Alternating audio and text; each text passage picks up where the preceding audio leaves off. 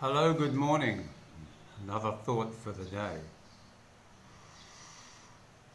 I suppose when we think about coming to the Philippines, there are many thoughts that come to mind.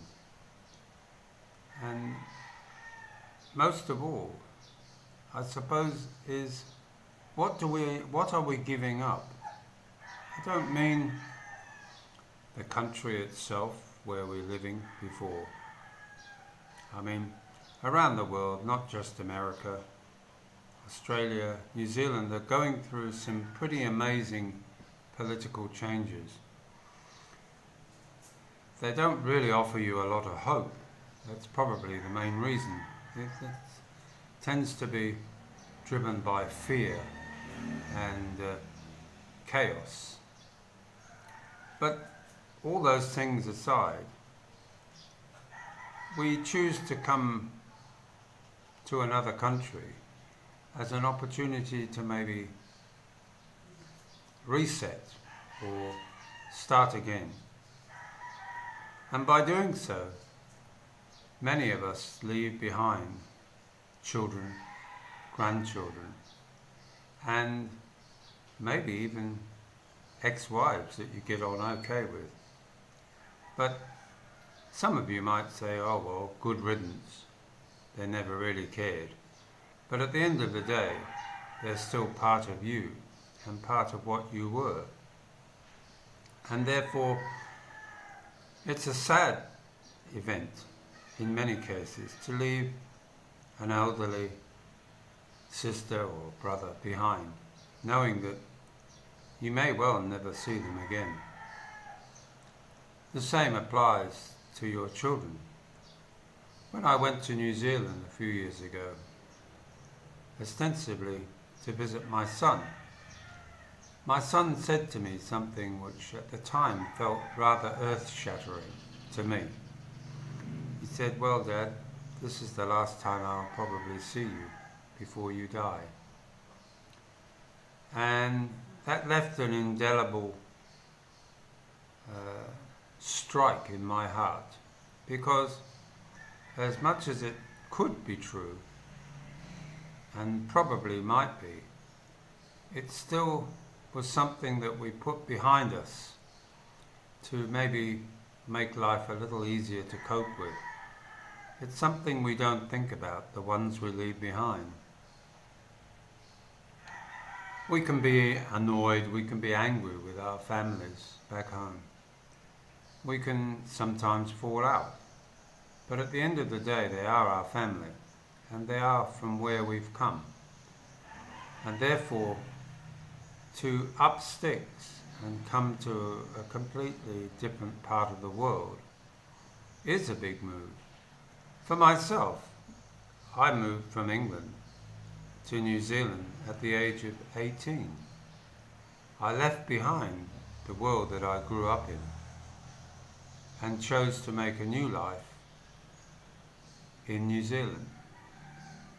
Now, how did I pick New Zealand? Well, of course, the old story. I followed a girl. Sadly, it never worked out. But the point being is that I left behind my family. And that's quite a burden that we all have, even if we don't want to admit it. And when we come here to the Philippines and we discover a new life, new people around us, and new partners, there's an assumption that somehow that makes it all right, when in actual fact, it still leaves an empty space in your heart. And therefore, you take that along with you in life regardless.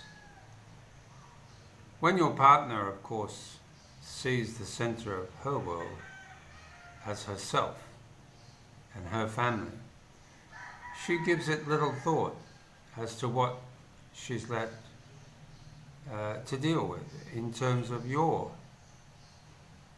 heartstrings and your aspirations for the world, for your children. they don't stop being your children, and the wishes and desires for those children still remain as a father. And therefore, if you can't express those feelings in a meaningful way to your foreign partner, then it does leave you somewhat, I suppose, frustrated, but also a little heartbroken. And therefore, it is important that you, as the person you are, don't allow your past to be put in a little box and no longer spoken about, because that's not a fair deal in terms of starting a new relationship. I'm sure that your partner doesn't tell you everything about herself. There'll be parts that you'll never ever know. After all, Filipinas can be quite sneaky, quite manipulative. But that's not necessarily meant as a criticism. It just means that's the way they tick. They think it's funny to put you down sometimes. They think it's just joking, charot, where often their words are like swords in your heart. And they need to realize that you are a person too.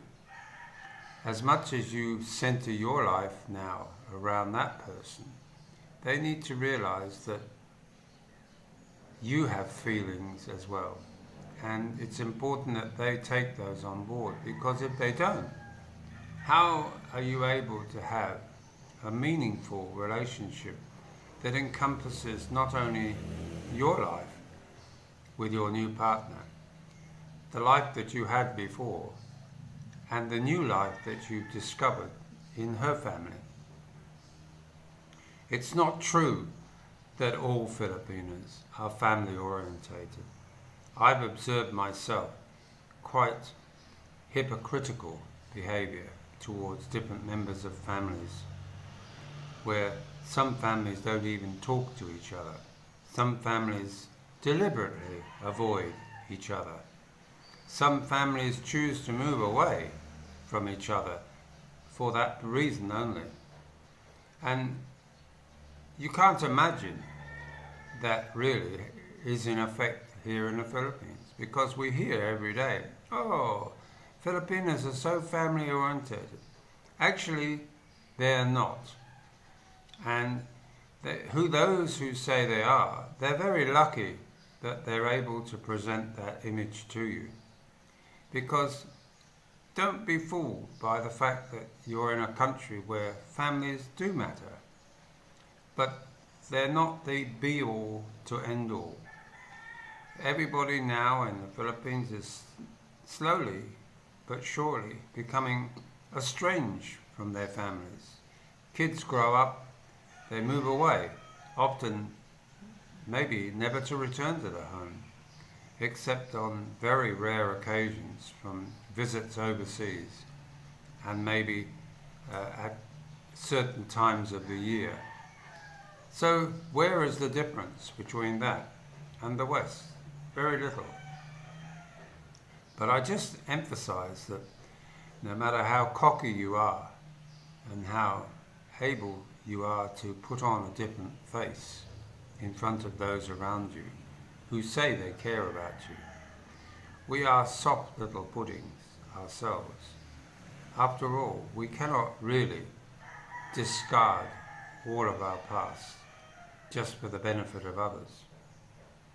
Just because you have a friend or friends from the past, you should not be deprived of those, even if it's only the occasional hi.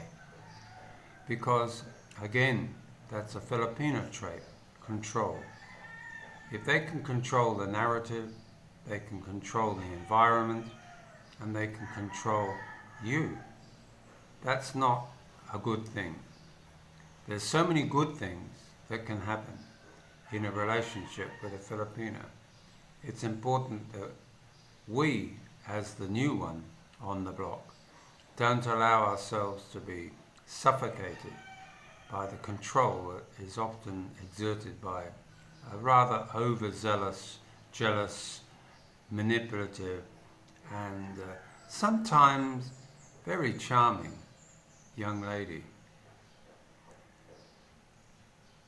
If you like this video, give us a thumbs up and tell your friends and get them to subscribe. We need more subscribers. After all, we've been going for about 4 years now. Everyone said it's a great channel. Well, let them show it. After all, how is it a great channel if I haven't got dancing girls, pole dancers and prostitutes walking across the background or interviewing them? Well, I choose not to do that. So maybe that's why we sit at around 5,000. So you have a great day. Bye now.